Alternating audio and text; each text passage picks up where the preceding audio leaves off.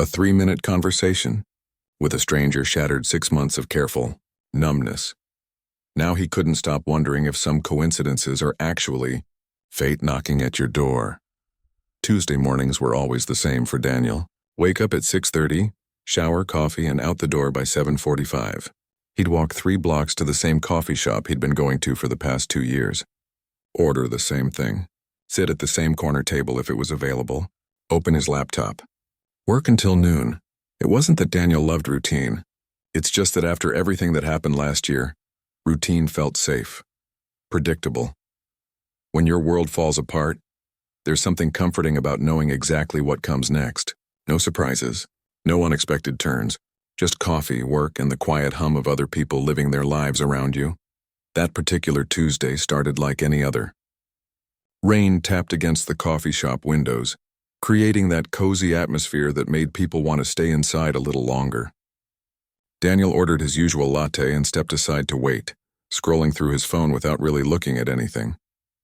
Just keeping his hands busy. That's when he heard the commotion behind him. Someone was juggling too many things at once. He could hear the rustle of bags, the jingle of keys, and a soft, frustrated sigh. Out of the corner of his eye, he saw a woman trying to manage an overstuffed canvas bag, a broken umbrella that wouldn't close properly, and attempting to pull out her wallet all at the same time. Daniel wasn't usually the type to jump in and help strangers. Not because he was unkind, but because he'd become so wrapped up in his own world that he barely noticed what was happening around him anymore. But something about the situation made him turn around. "Need a hand?" he asked, already reaching for the canvas bag that was sliding off her shoulder. She looked up, surprised. For a second, their eyes met, and Daniel noticed she had this way of looking at people like she was really seeing them. Not just glancing, but actually paying attention. She tilted her head slightly to the right and a small, genuine smile spread across her face. "Oh my God, yes please," she said, relief washing over her features. "Thank you so much. This umbrella decided to die on me right when I needed it most." Daniel held her bag while she ordered. They made small talk, the kind of easy conversation that happens between strangers who'll probably never see each other again. Her name was Lily. She worked as an illustrator for children's books. She'd just moved back to the city a few weeks ago and was still getting used to the rhythm of things. "I used to come to this place years ago," she said, glancing around the shop. "It's weird how some places stay exactly the same while everything else changes, you know?" Daniel knew exactly what she meant. Their interaction lasted maybe 3 minutes. She got her coffee, thanked him again for holding her bag, and gave him that same tilted head smile before disappearing into the rainy morning. Daniel collected his own coffee and went to his usual table, ready to start his workday. But something was different. He opened his laptop, pulled up his design files, and stared at the screen. His mind kept drifting back to that moment. The way she'd tilted her head, the genuine warmth in her smile. It wasn't like she'd done anything extraordinary. She'd just been kind, present, real. Why couldn't he stop thinking about it? Daniel shook his head and forced himself to focus on work. He had a project deadline coming up, and dwelling on a random coffee shop encounter wasn't going to get his designs finished. But even as he worked, part of his brain kept circling back. The tilt of her head, that smile. By lunchtime, he'd accepted that this was just one of those weird things that happen sometimes. You meet someone briefly, they make an impression, and then life moves on. He probably wouldn't see her again. The city was big, people were busy, and random encounters stayed random. That evening, Daniel met his best friend Ryan at their usual spot for dinner. Ryan had known him since college, which meant Ryan also knew about the breakup, the rough months that followed, and how Daniel had basically turned into a hermit who only left his apartment for work and coffee. "You seem different tonight," Ryan said, studying him over his burger. "Did something happen?" "No, nothing happened," Daniel said quickly. Too quickly. Ryan raised an eyebrow. "That's your something happened voice." Daniel laughed despite himself. "It's stupid. I met someone at the coffee shop this morning. We talked for like 3 minutes. That's it, but I can't stop thinking about it. Is she pretty?" "It's not about that," Daniel said, though he had to admit she was. "It's just, I don't know." She smiled at me and it felt real. "Does that make sense?" "Like actually real, not just polite stranger smile." Ryan leaned back, grinning. Man, you've been hiding in your routine for so long, you forgot what it feels like when someone actually sees you. That hit harder than Daniel expected. Was that it? Had he been so closed off that a simple kind gesture from a stranger felt profound? Did you get her number? Ryan asked. No, she was gone before I even thought about it. So go back tomorrow. Same time. See if she's there. Daniel shook his head. That's crazy. She probably doesn't even remember me. Or, Ryan said, pointing his fork at him, she does remember you. And she's thinking the same thing. Daniel drove home that night with Ryan's words bouncing around his head. The logical part of his brain said this was ridiculous. The other part, the part that had been dormant for months, whispered that maybe Ryan was right. Maybe this was life trying to tell him it was time to stop hiding. When he got home, Daniel did something he hadn't done in over a year. He pulled out his old sketchbook from college. Back then, before he'd become a graphic designer who spent all day on computers, he used to draw by hand. Just for fun, just because he loved it. He flipped through pages of old drawings, remembering a version of himself who'd been more open, more willing to take chances. When had he stopped being that person? Without really planning to, Daniel started sketching. Nothing fancy, just lines on paper, and somehow those lines became a face, a woman with her head tilted slightly smiling. He wasn't trying to capture Lily exactly, just the feeling of that moment, the unexpected warmth, the connection. When he finally put the pencil down, it was past midnight. Daniel stared at the drawing and realized something. This wasn't really about her. It was about what that moment had awakened in him. The reminder that good things could still happen, that he could still feel something other than the safe numbness he'd wrapped himself in. He closed the sketchbook and went to bed, but sleep didn't come easily. His mind kept racing through possibilities. What if he went back tomorrow? What if she was there? What if she wasn't? What if he was reading way too much into a simple, kind gesture? But beneath all those questions was something else, something that felt suspiciously like hope. The rain continued outside his window, and Daniel lay there in the dark, thinking about tilted heads and soft smiles and how sometimes the smallest moments can shift everything. He didn't know what would happen next. Maybe nothing. Maybe something. But for the first time in a long time, he found himself curious about tomorrow instead of just resigned to it. That had to count for something, right? Wednesday morning, Daniel woke up 20 minutes earlier than usual. He told himself it was because he slept well, but he knew the real reason. He wanted to be at the coffee shop at the same time as yesterday, just in case. Walking those familiar 3 blocks felt different now. Every step carried a strange mixture of excitement and embarrassment. What was he doing? Hoping to run into a stranger who'd probably forgotten about him already? This felt like something a teenager would do, not a 32-year-old man with a career and responsibilities. But his feet kept moving forward anyway. The coffee shop looked the same as always. Same warm lighting, same smell of fresh coffee and pastries, same background music playing softly. Daniel scanned the room quickly, trying to be casual about it. Lily wasn't there. He ordered his coffee and sat down at his usual table, laptop open, trying to look busy. But every time the door chimed, his head would snap up involuntarily. Each time it was someone else. A businessman in a suit, an older woman with a dog, a group of college students. Not her.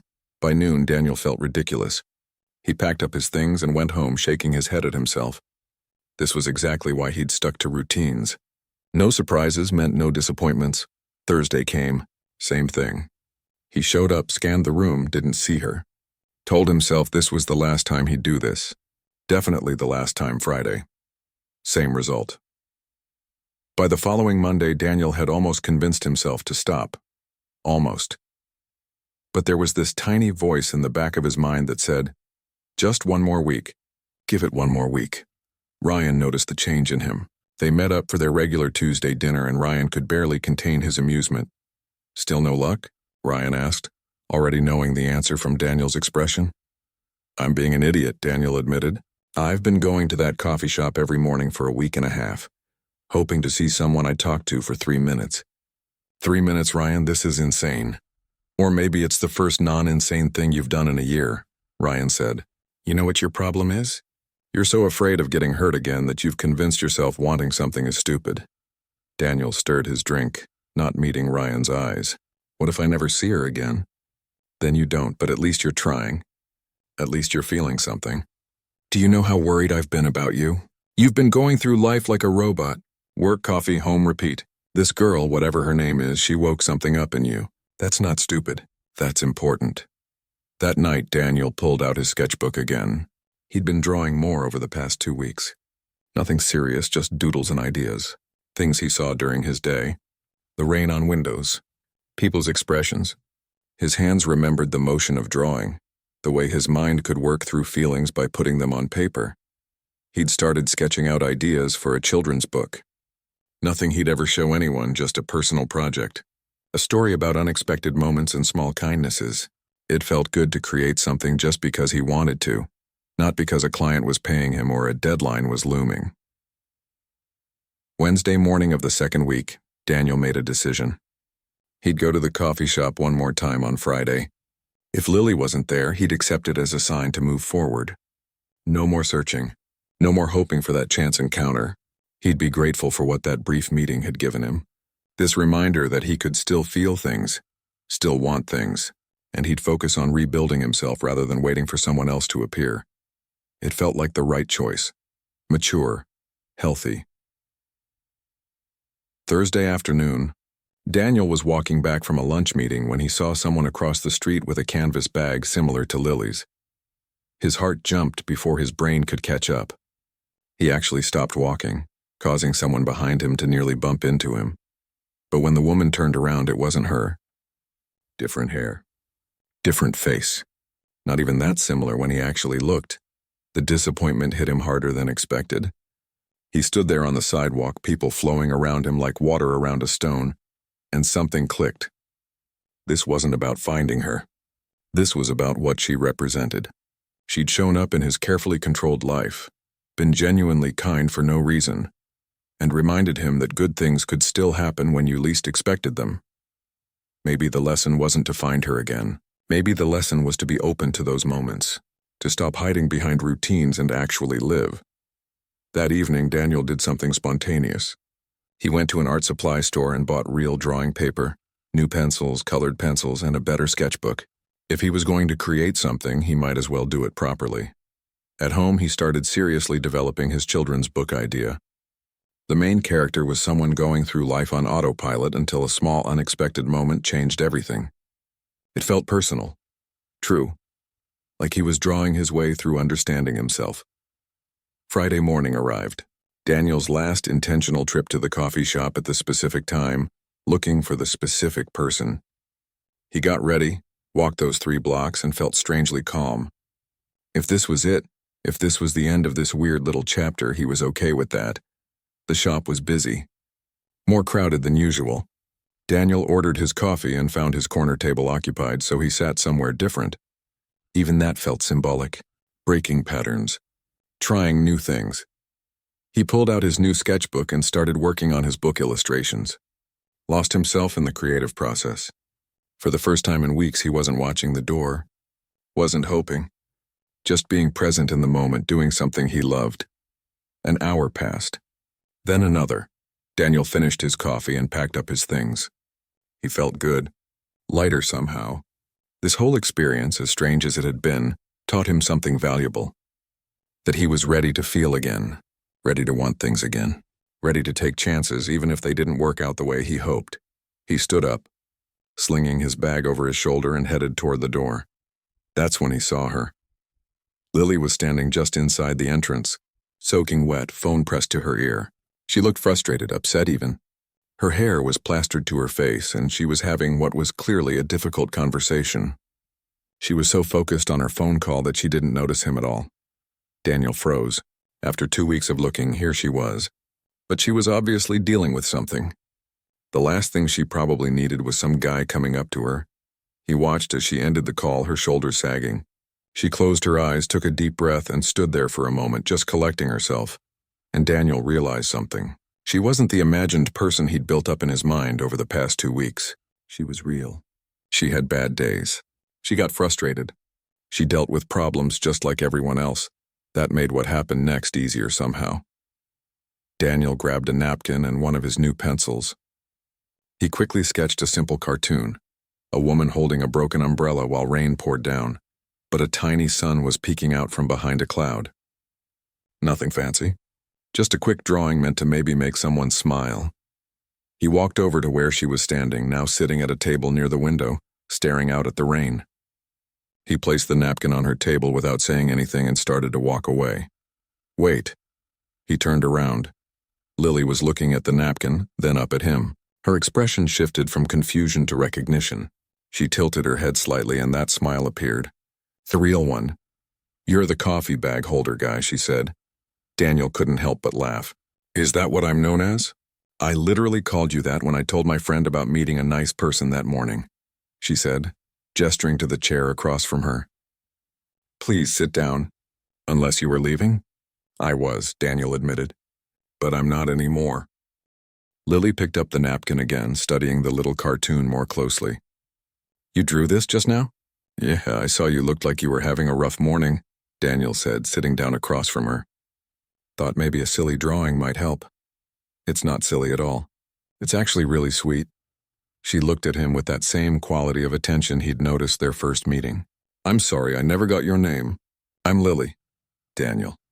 Daniel, the coffee bag holder and emergency artist. She smiled. That's quite a resume. They both laughed, and just like that, the tension of 2 weeks of wondering and waiting melted away. This felt easy, natural. So what brings you here on a Friday morning? Lily asked. Besides rescuing damsels in distress with broken umbrellas. Daniel hesitated. Should he tell her the truth? That he'd been coming here every day hoping to see her again? That would sound intense. Maybe creepy. Better to keep it casual. I work remotely, he said, which was true. I come here most mornings. Corner table is usually my spot, but it was taken today. What kind of work do you do? Graphic design. Mostly digital stuff. Websites, app interfaces, that kind of thing. What about you? You said you illustrate children's books. Lily's expression shifted, and Daniel realized he'd accidentally touched on whatever had upset her earlier. Yeah, I do. Or I'm trying to. I just got off the phone with my publisher. They rejected my latest illustrations for the 3rd time. I'm starting to think I'm not cut out for this. I doubt that's true, Daniel said. Can I ask what the book is about? It's a story about a kid who moves to a new place and feels invisible until they discover they can paint doors that lead to magical worlds. Lily traced patterns on the table with her finger.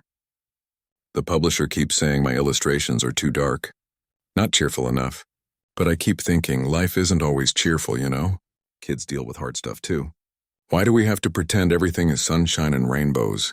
Daniel found himself leaning forward, genuinely interested. That actually sounds amazing. And you're right. Some of the best children's books have darker elements. They help kids process complicated feelings. Thank you, Lily said, her face lighting up. That's exactly what I've been trying to explain.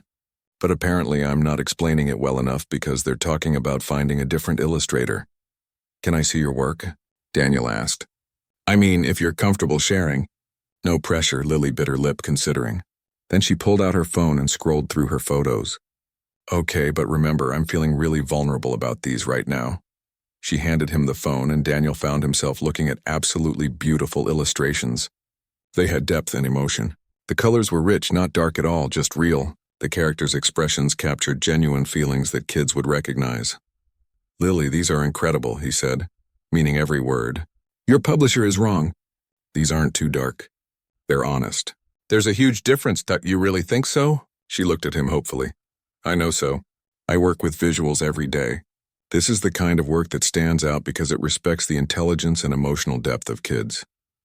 They talked for another hour about art, creativity, and the challenges of making a living from creative work. Daniel told her about his job, how it paid well but sometimes felt empty, how he'd recently started drawing again just for himself. That's what the napkin cartoon was, he explained. I've been working on this personal project. A children's book, actually. Just for fun. Wait, really? What's it about? Daniel felt self-conscious now. It's kind of about how small moments can change your whole perspective.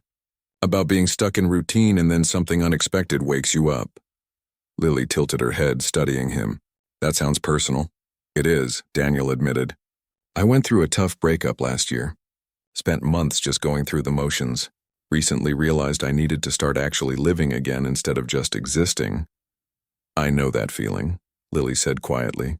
That's actually why I moved back here. I was in a relationship that wasn't good for me. He wasn't a bad person, but we brought out the worst in each other. I finally left 3 months ago. Came back to the city where I grew up trying to start fresh. Is that what the phone call was about? Daniel asked, then quickly added, Sorry, that's none of my business. No, it's okay. Yeah, actually. He keeps calling, saying we should try again. That he's changed, and honestly, part of me wonders if I'm making a mistake. Maybe I gave up too easily. Daniel chose his words carefully. I'm definitely not the person to give relationship advice. But from what I've learned, when something is right, you don't spend all your time questioning whether you made the right choice leaving. Lily nodded slowly. You're probably right. It's just scary, starting over, not knowing what comes next. Terrifying, Daniel agreed, but also kind of exciting. At least that's what I'm trying to convince myself. They shared a smile, and Daniel realized they'd been talking for over 2 hours. The coffee shop had gotten busy, then quiet again as the morning rush ended. I should probably let you get back to your work, Lily said, though she didn't make a move to leave. Or, Daniel said, surprising himself with his boldness. We could grab lunch somewhere. Keep talking? Lily's phone buzzed. She glanced at it and her expression changed. I would love to, but I actually have a meeting with a bookstore owner about carrying my previous books. I'm already cutting it close. Daniel's heart sank a little, but he tried not to show it. No worries. Another time, maybe. Definitely another time, Lily said, standing up and gathering her things. She paused, then pulled out her phone.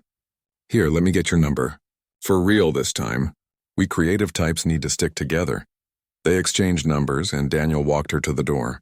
The rain had stopped, and weak sunlight was trying to break through the clouds. Thanks for the drawing, Lily said, and for saying nice things about my work. I really needed that today. Thanks for sitting down and talking to a random stranger, Daniel replied. You're not that random. You're Daniel, the coffee bag holder, emergency artist, and fellow children's book creator. She tilted her head and gave him that smile that had started this whole thing. I'm glad we ran into each other again. Me too. Daniel watched her walk away, and this time he had her number. This time it didn't feel like an ending. It felt like a beginning. He went back to his table and sat down, pulling out his sketchbook. But instead of drawing, he just sat there smiling like an idiot. Ryan was never going to let him hear the end of this. His phone buzzed. A text from an unknown number. By the way, your corner table is free now if you want to reclaim it. Also, I really do want to see this book you're working on sometime. Daniel looked up and saw Lily standing outside the window, waving at him before walking away for real this time. He texted back, Deal. And I want to see more of your illustrations. Your publisher doesn't know what they're missing. 3 dots appeared, then disappeared, then appeared again. Coffee next week? Same place, intentionally this time instead of accidentally. Daniel typed back immediately. It's a date.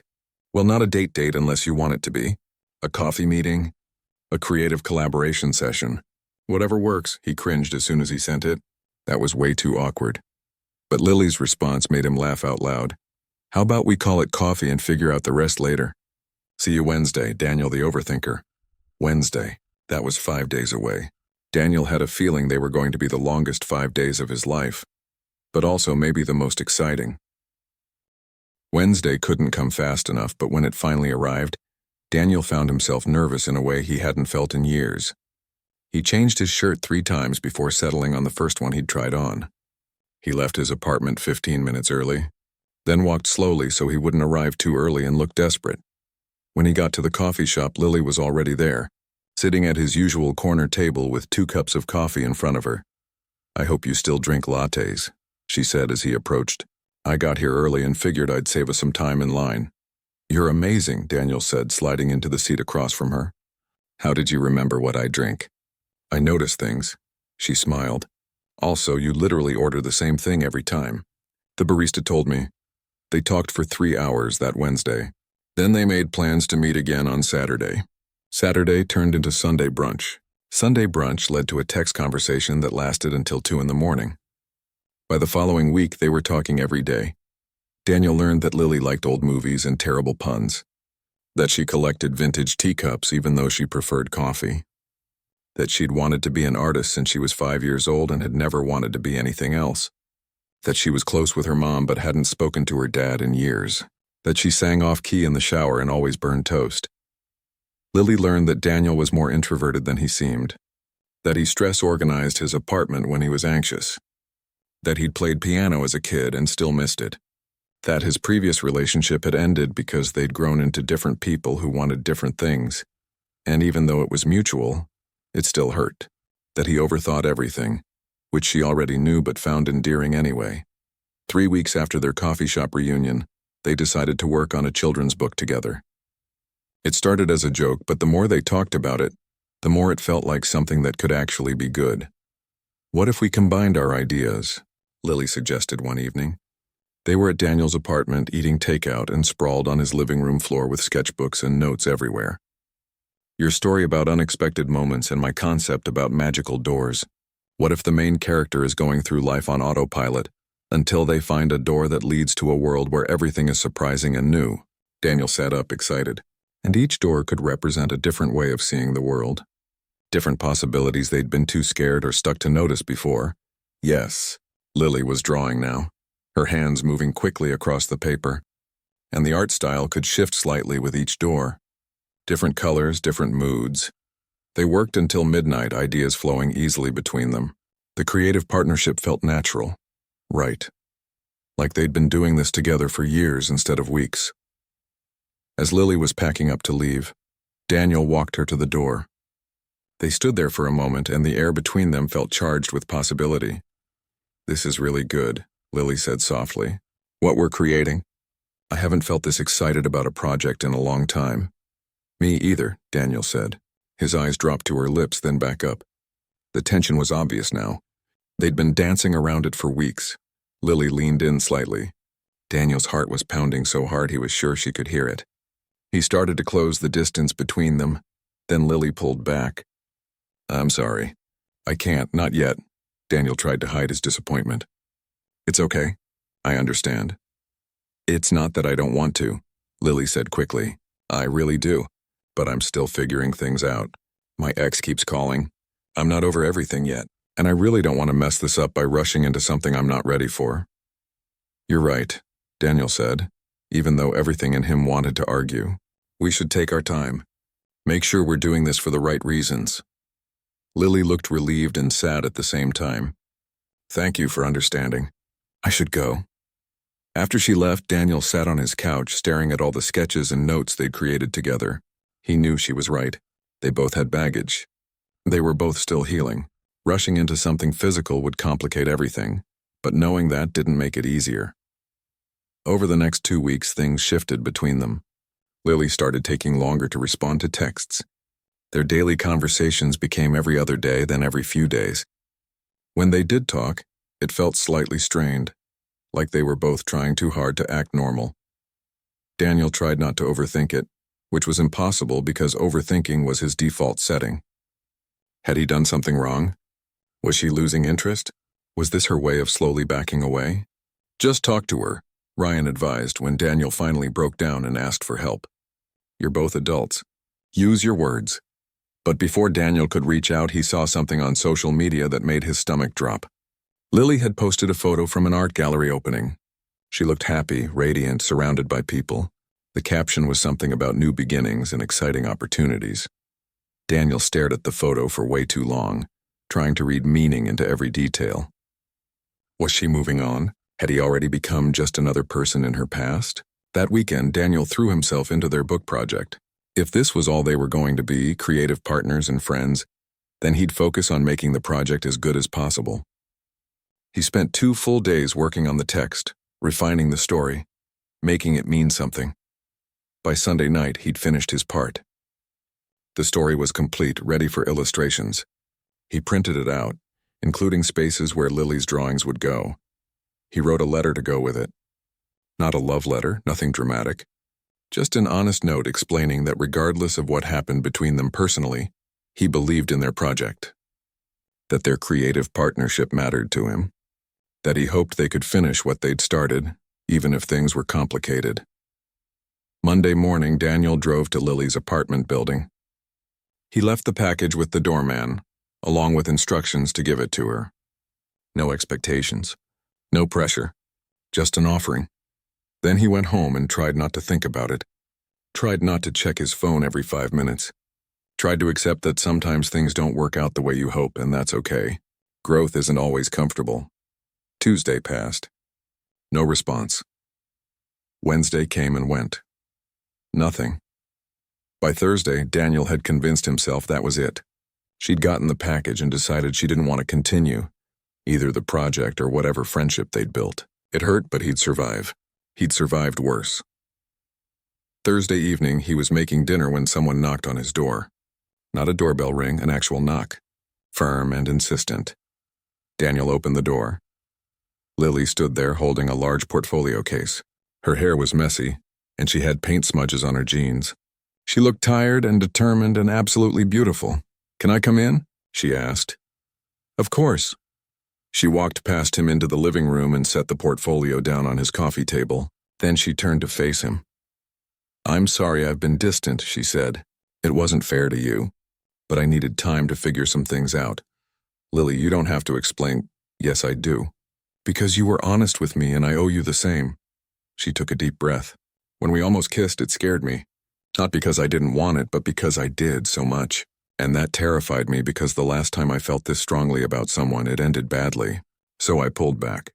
Tried to protect myself." Daniel stayed quiet, letting her talk. "Then I got your package. I've been working on the illustrations for the past week. All of them. I couldn't stop. Your story, Daniel, it's beautiful. It's everything I needed to hear." And while I was drawing, I realized something. She opened the portfolio and started pulling out illustrations. I was doing the same thing the character in our book does. Closing doors instead of walking through them because I was scared. The illustrations she laid out were stunning. Each page captured exactly what Daniel had tried to express in words. She'd understood not just the story, but the heart behind it. "These are incredible," Daniel breathed. "They're ours," Lily corrected. "This whole thing is ours. And I don't want to lose it because I'm scared. I don't want to lose you because I'm scared." "What are you saying?" Lily tilted her head and there was that smile, but this time it was mixed with nervousness and hope. "I'm saying I want to try, for real. Not rushing, not forcing anything, but actually trying, if you still want to." Daniel crossed the room and took her hands. "I definitely still want to. I can't promise it'll be easy," Lily warned. "I'm still working through stuff." "You're still working through stuff. We're both kind of a mess." "I'm okay with mess," Daniel said, "as long as we're honest with each other. As long as we actually communicate instead of disappearing." "Deal." Lily squeezed his hands. "So what now?" "Now," Daniel said, looking at all the illustrations spread across his living room, "we finish our book, and we see where this goes, together." Lily nodded. "Together sounds good." They spent the rest of the evening going through every page, matching text to illustrations, talking about what worked and what needed adjustment. It felt right. Natural. Like this was exactly what they were supposed to be doing, and if their hands touched a little more than necessary while they worked, if they sat a little closer than they needed to, well, that felt right too. 6 months later, Daniel sat in a bookstore cafe watching people browse the shelves. It was the same bookstore where Lily had met with the owner that first day they'd reconnect.